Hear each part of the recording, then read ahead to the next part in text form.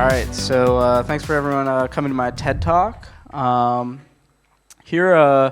So just a brief little prelude. So previously, we were always about Avalanche subnets, and as part of ACP-77, there's been a lot of conversations about renaming them to L1s. So I tried to use L1s throughout the presentation, but subnets definitely still kind of slipped in some places. So, I made this last night, so we'll see how it goes.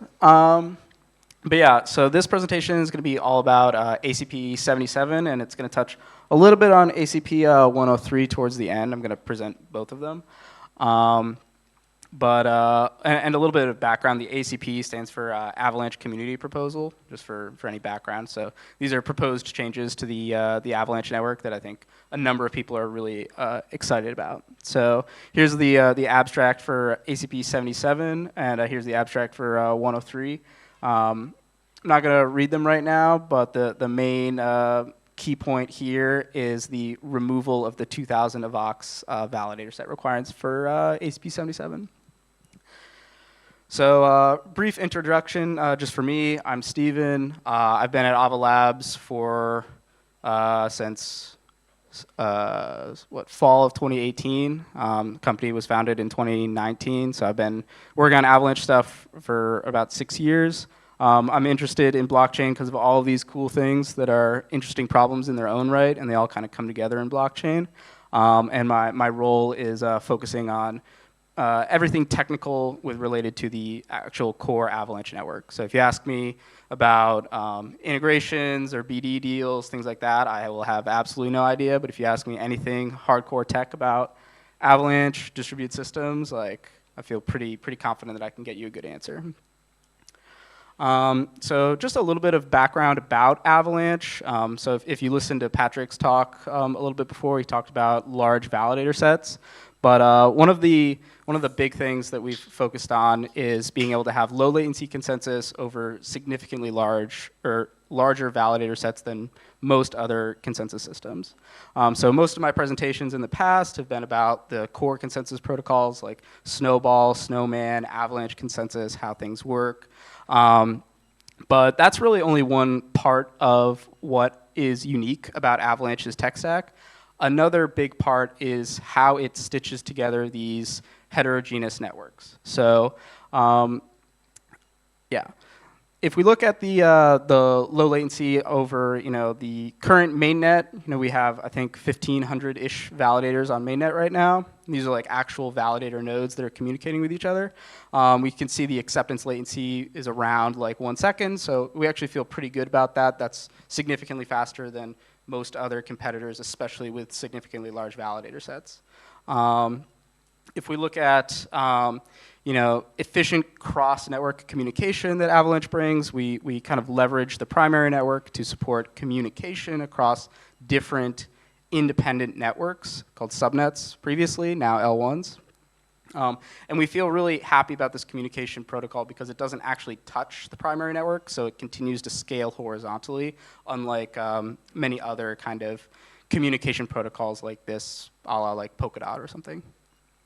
The last thing is being able to support high-performance virtual machines. So I think Patrick has been working on VRIX a lot lately. VRIX is this way to highly scale out virtual machines, and I think that during some of his tests with actually much more realistic parameterizations, some of his original benchmarks were maybe less realistic, but I kept pushing back on that until we eventually got to somewhere that we felt happy with. We were actually able to implement stuff that was extremely high performant at 100K micropayments per second, which is really, really strong in the VM space. This is obviously not C-chain complex DeFi interactions, but something like micropayments. This is really competitive and really kind of dwarfs a lot of the prior art. One thing that we'll be talking about a little bit is this notion of fee-isolated applications. So when you launch your own L1, you want to kind of have your own independent block space, independent place that you can issue transactions where you're not overloading multiple validators. And right now, the way Avalanche subnets are set up right now, it's actually not incredibly clear how isolated these are, and I'll touch on that in a bit. So if we look at the current Avalanche network, we have this super awesome graph. So I think this was done by the Snowpiercer people, and huge props to them for visualizing these kinds of things. But if we look, we have about 1,500 primary network validators. We have around 300 alternative kind of like subnet or L1 validators with 44 live L1s on mainnet. And then this is the same graph for the testnet. So clearly people are playing around. Yeah, not as visually pleasing though, but you know. A couple of key observations that we have from this from the mainnet graph though is pretty much no L1s actually share a validator set outside of the primary network. So every green dot that you see on that picture is a primary network validator, and then all of the validators that are kind of like pulled out into like subgroups are like validating that specific subnet. But you don't really see like a single validator validating like many subnets or many L1s. And in fact, if they were to do that, the validator requirements that are performing, you know, all these different operations can actually scale up pretty significantly. So this is where that questionable like fee isolation comes in, where if you're running multiple blockchains on the same hardware, that can end up really increasing your hardware requirements and things like that. And if we don't have these kind of L1s sharing validators, you know, we can see that like 1,500 primary network validators is just not enough to scale to like a huge number of L1s. There's also a number of other components here where, you know, bugs in one chain can cause cascading failures, so on and so forth. Yeah, so that's kind of some of the downsides with respect to like what we've seen in the actual network. There's also been some kind of key feedback that we've gotten about limitations to the current structure. So many large companies actually are not able to validate the primary network due to either legitimate regulatory concerns or perceived just regulatory risk. And then also launching an L1 is extremely costly right now. So if you look at the average number of validators per L1, it requires about $350,000 US to lock up to actually like run an Avalanche subnet right now, which is just way too much of an initial lockup to actually get like new subnets and new L1s off the ground. So these are really the kind of like 4 key points that we are trying to tackle in with ACP-77 to really allow the network to truly scale. One that I didn't point out that I should have here is the kind of weird asset provenance that is required for current subnets. So currently assets actually need to be minted on the X chain to implement permissionless subnets. And the X chain is fairly restrictive. It isn't giving you that full capability of launching your own ERC20 on the C chain or things like that. And so this has been a significant like hindrance for actually launching permissionless L1s. So most of these, I think actually all of these L1s here are actually permissioned L1s. So that means that they have like a kind of an entity that is determining membership. So if we look at just the overall structure of the network pre-ACP-77, a huge shout out to Martin for giving me this slide from the Avalanche Academy deck, because I wasn't going to have this at first, and it really kind of like helps visualize exactly what's going on the network side. So this is kind of your primary network here, where we have a bunch of validators. They're all kind of talking to each other. They're all doing the same thing. And then you can cut to different subnets or different L1s. So now you know, say this group of people are all going to also, in addition to running the primary network, they'll run L1A. We have some other L1B. You know, and sometimes they can even share between L1A, L1B. You know, you have some nodes running L1C here. But they all are still constrained within the primary network. So, you know, at some point, these validators would either have to scale up their hardware to continue adding new L1s, or you know, you're going to have like some limit on the number of L1s that you have. So Avalanche post ACP-77 is really going to look much more independent as far as the, oh crap, I forgot to update these subnets. Shit. Anyways, yeah, so these are all like independent here, so you don't have that issue of a bunch of nodes kind of needing to overload their work running a bunch of multiple chains on the same host. So really the summary on the goals of ACP-77 is being able to fully define your staking asset, not requiring all validators to be syncing the primary network and especially the C chain. Not requiring nodes to lock up a significant amount of AVAX, and doing that while all still remaining kind of resilient to a Byzantine network, right? So at this point, I'm actually going to switch to the actual ACPs. So the first large ACP that we're going to kind of discuss is ACP-77. This is the actual ACP that we're discussing for reinventing these subnets and removing the primary network staking requirement.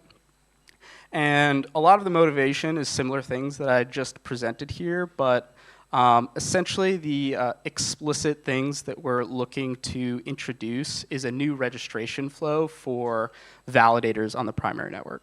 So rather than having a transaction get issued directly on the P chain to update some specific validator sets, the actual provenance of the updating of the validator set is going to be happening from the subnet. So these, this original step here, retrieve a BLS multisig from the subnet in this format, the way that that message ends up getting sent can be defined completely by, say, a smart contract on an EVM chain. So if you can develop a smart contract in Solidity, then you can essentially fully specify out your kind of registration flow. So that's the level of generality for determining your kind of Sybil resistance, whether it's your staking mechanism or things like that.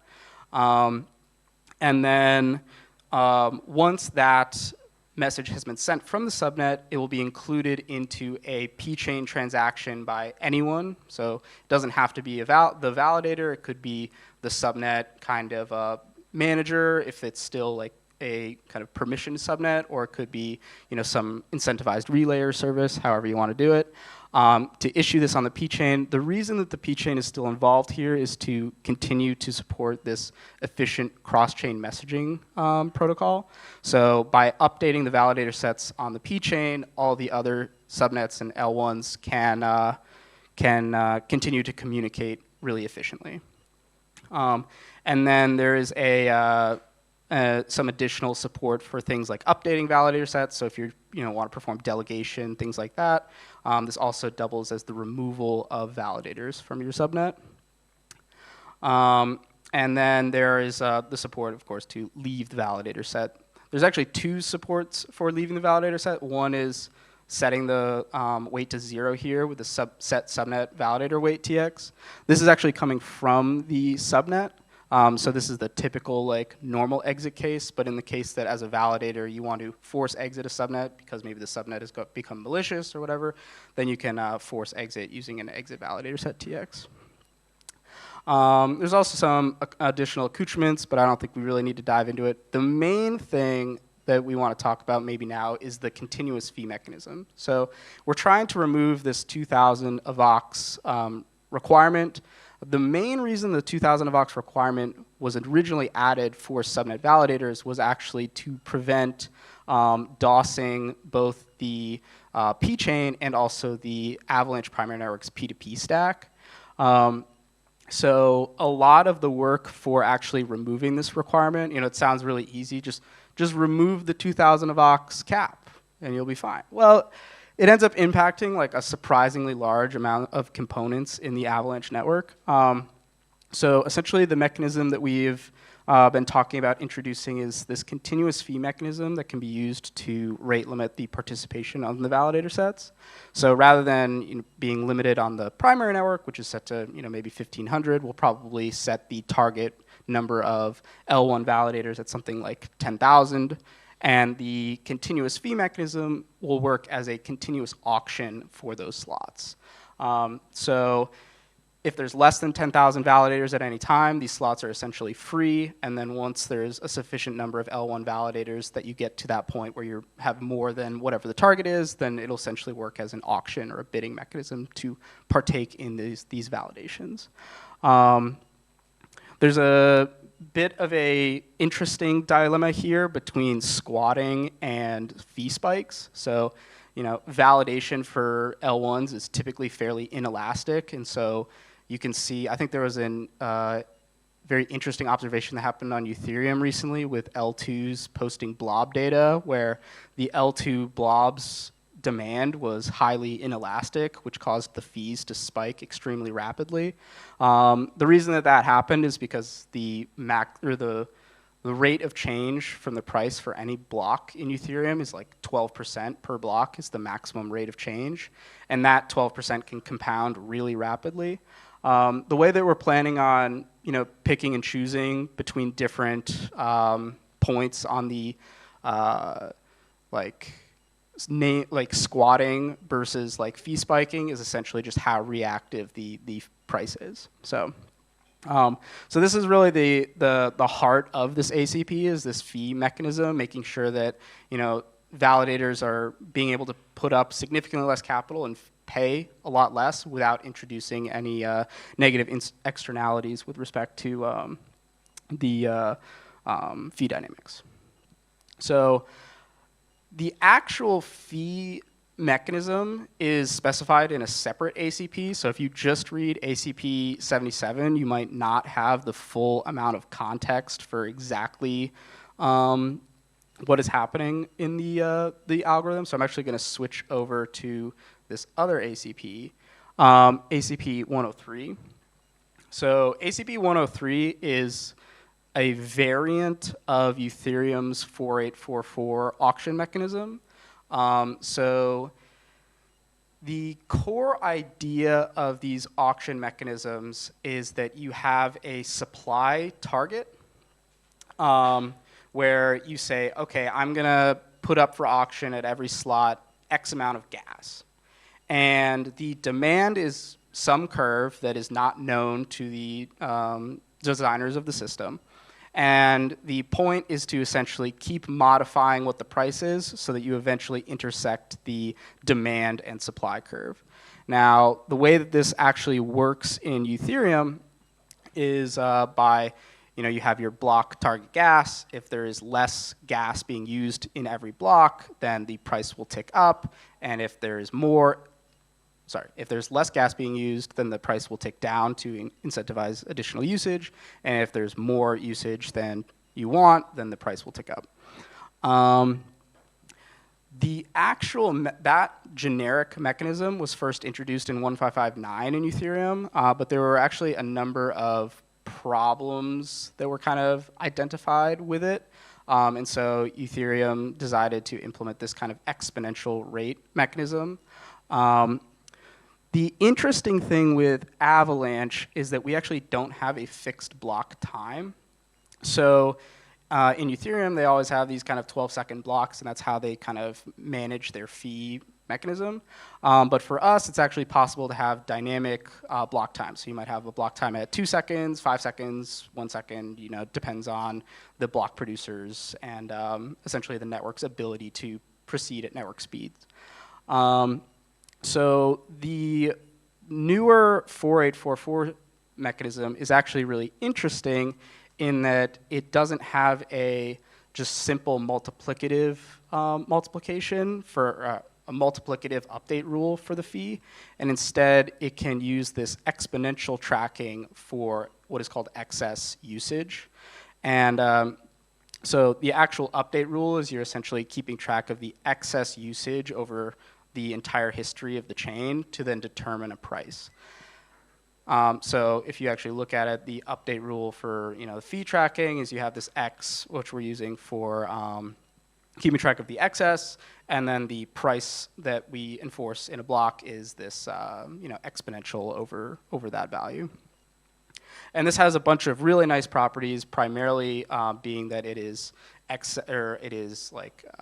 asset independent for the price, the end price. So if the price of Avax or price of Ethereum, say, doubles, that doesn't mean that your fee is necessarily going to double. It actually can just cause the excess to go down in such a way that you're still paying the same, like from a USD perspective. Now, that assumes that the demand curve doesn't shift, which in practice, the demand curve does shift if price goes up due to like externalities like arbitrage and things like that.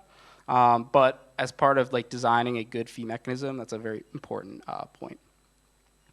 In addition, there has to be a capacity that gets introduced that's not on a per block basis anymore, but rather over a per unit of time.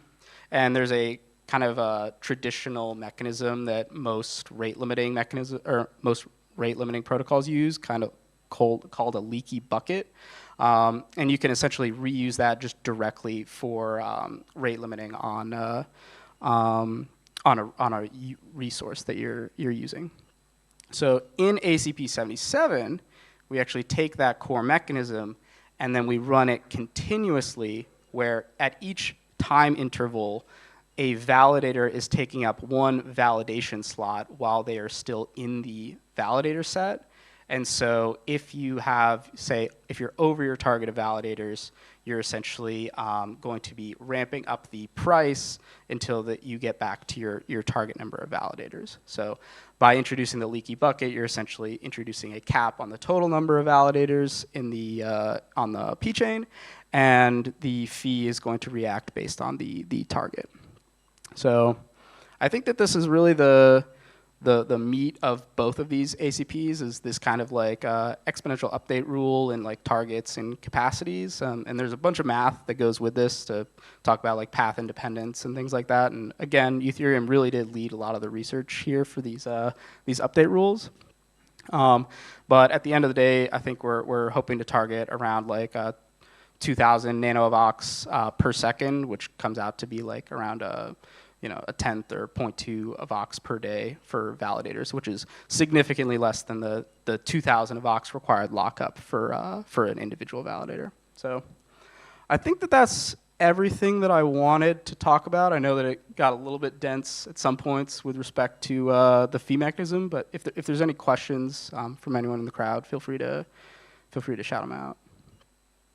Yeah. Go ahead, Meg. If I'm running a permissionless subnet and I run just like 5 authority validators, are they going to have to pay the fee?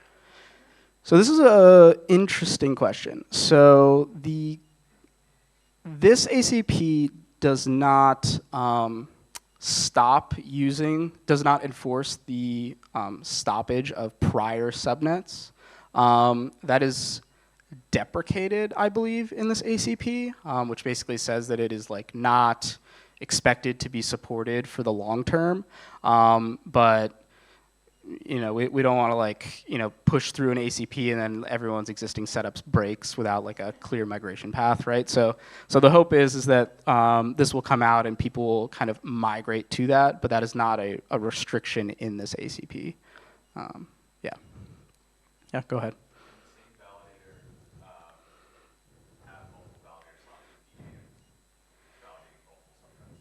Yeah, so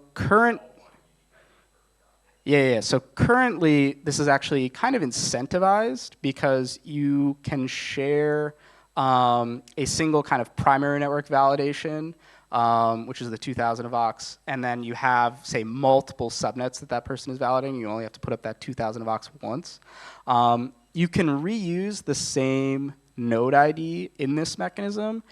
However, that will result in you paying like the same, so you're not paying the continuous rate per node ID, you're paying it per subnet or L1 validation, but you can use the same node ID. Yeah.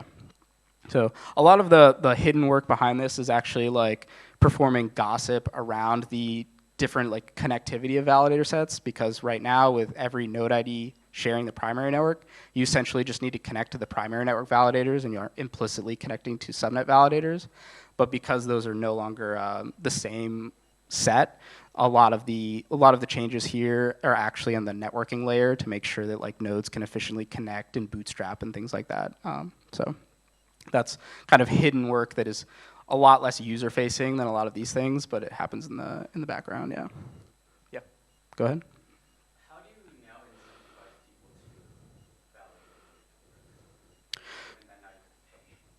So you kind of had to already pay before. So previously, running a validator on a subnet wasn't free. You have to increase your hardware requirements. You have to do that. So as far as the incentivization mechanism for validating a subnet, that was already kind of left up to the subnet launcher. So in the permissionless subnet world, if you have an X-chain asset, that is the incentive for running it.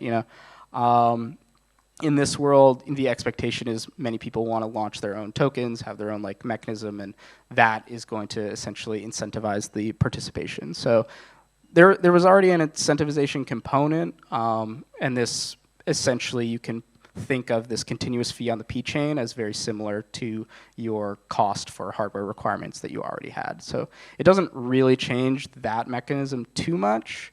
Yeah, in my opinion. Maybe other people have different opinions, but yeah, good question though.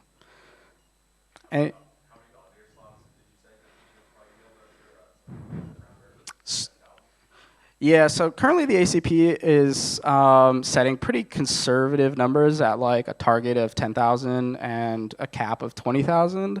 At the end of the day, what these numbers are actually going to be set by is once this has been implemented, we'll benchmark various memory overhead and disk overhead and come up with values that we don't think are going to significantly increase the hardware requirements for the primary network. So that's really the main factors here, but these are, I would say, conservative numbers. So we're at least going to 10x the possibilities for validator slots would be my expectation, and I think in the future this could go a lot higher. So yeah, another good question. Anyone else? Yeah, go ahead.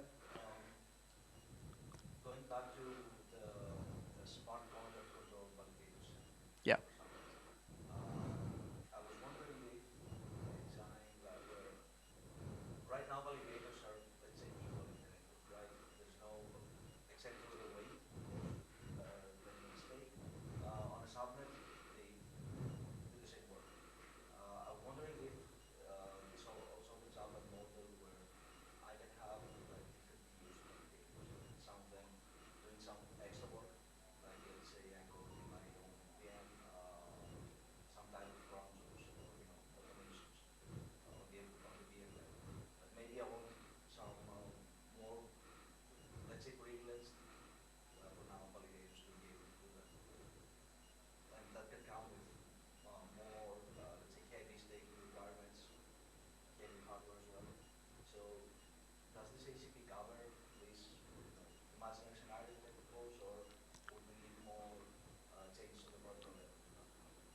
So at the end of the day, the P chain essentially has a validator set that is pretty much exclusively used for warp messaging.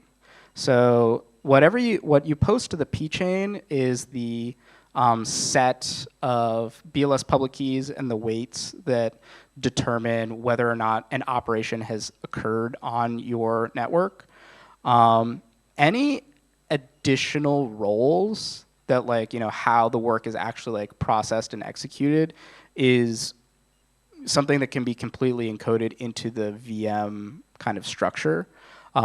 So I'm not sure that this necessarily unblocks that.